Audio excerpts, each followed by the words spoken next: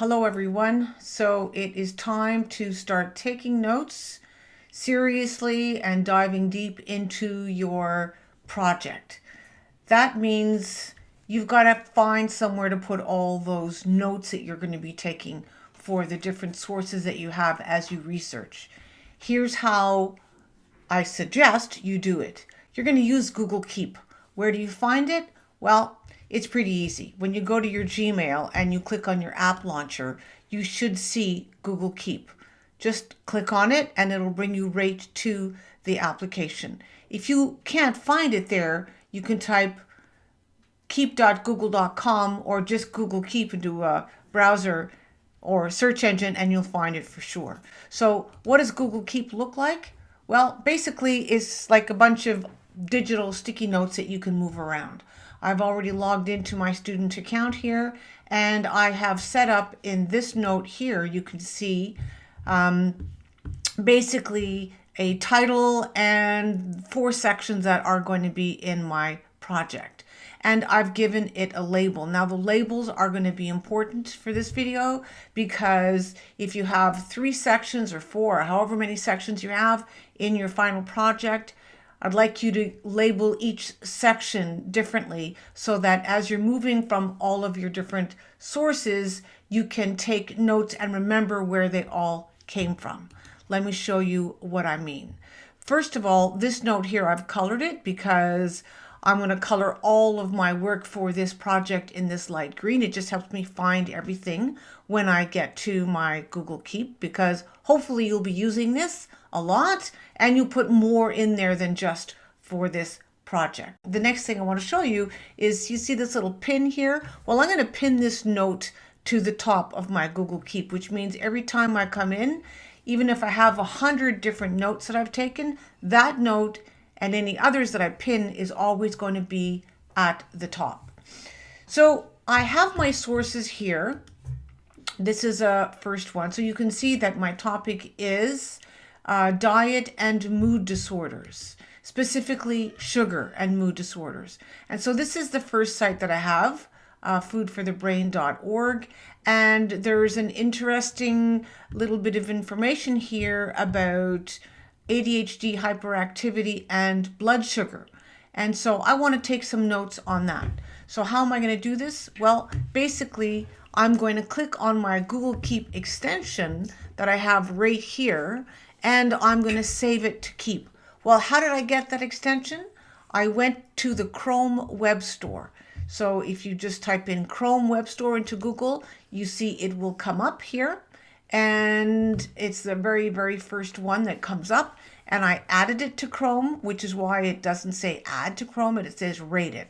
And as soon as you've added it to Chrome, you'll see it will appear in your top right end of your Chrome browser. So now that I've got my extension up here, I'm ready to go. Here's my first site, and I want to do a little bit of note taking about what this site says about ADHD and blood sugar levels. So the first thing I'm going to do is while I'm on the site, I'm going to click the extension and you're going to see what's going to happen. What you see come up here is the link back to this site.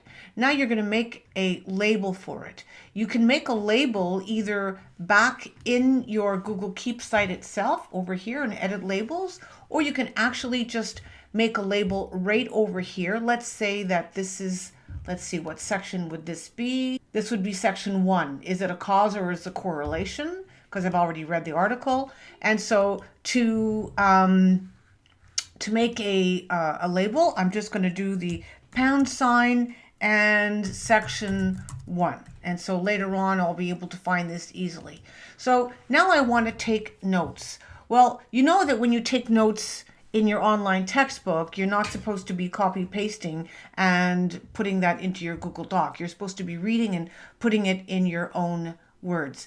Let's say that in this assignment or in this project, you wanted to quote verbatim what your source says. Well, in that case here, just simply select it and, or highlight it is what I meant, and click Google Keep.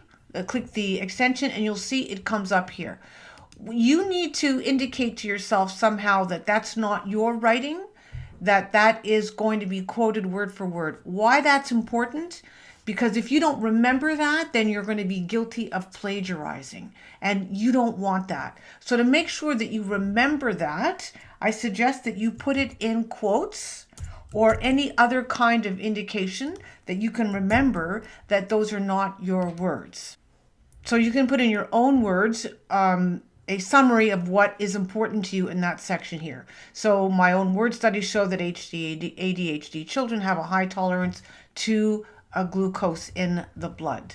And then just continue on throughout your source, whatever it is that you want to be putting to your Google Keep, so that you can remember A, where it came from, and B, what are the important ideas. So let's say that that's it for this source. Let's go to another source. So here's a second source I'm going to be using from Psychology Today. And we see down here that we've got some interesting information about depression, anxiety, addiction, and the correlation with high blood sugar, or consuming a lot of sugars. And sugar is not just like the white stuff. It can be anything else, like eating too many carbs. And that could be in a separate section about, you know, what sugar looks like in a diet. But for now, we're still working on this section. Again, this is my site. I'm going to click the extension. Here comes the link back to the site, and I'm going to start taking notes. I'm going to label it so that I can find it easily afterwards. Again, these are not my own words. I'm going to put quotes around it so that I don't accidentally plagiarize. So here are some of my own ideas here that I've gleaned from the article, and I can always come back and add more. Here's a third source, so I'm not going to repeat the whole thing, but you get the idea. So each one of my sources, I click on my Google Keep, it adds a link, I take a note, I add a section, and I either copy paste something that I know I'm going to want to quote from, or I put it in my own words. So let's say that we're done taking our preliminary notes from our sources using Google Keep. So open up your app and come back and see what you've got here. Well, first of all, you've got your hashtags, which are effectively your labels, and you've got the link to the sources that you were working with and some basic ideas. Now, your work, your notes are going to be much more extensive than this little thing that you see here. I expect that you're going to have paragraphs and paragraphs even from one source on one Google Keep. Well, that's a little bit hard to read. And so what I'd like you to do here, because you're going to be submitting your notes to me, and it's going to be worth a percentage of your final mark, I'm going to ask you to click on those three little dots, come down and copy that over to Google Docs. So once you click on open in Google Docs, here's everything you have on that one Google Keep note moved over to a Google Doc that you're going to be submitting to me.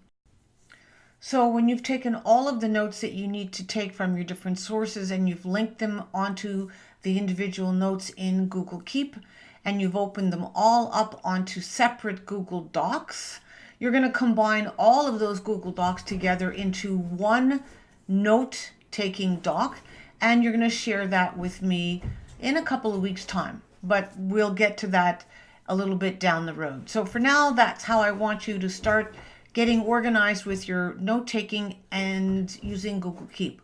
Why this is important. You simply can't write an outline unless you have taken a lot of notes and read a fair bit about your topic and really thought about it. This happens before you do the outline. Unless you do this first, when you get to an outline, you really don't know what you're talking about.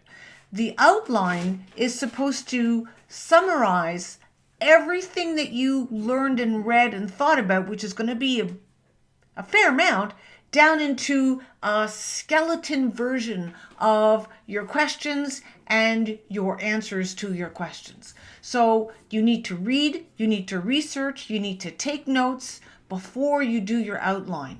And all of those notes you're going to be sharing with me. So I hope that helps, folks. A for the devices. So this is why editing videos is long and difficult sometimes, because my little Rosie friend here is making a whole lot of noise, barking at what's going on in the street down there. She thinks it's her job to put in her 2 cents, hello, about everything that's going on.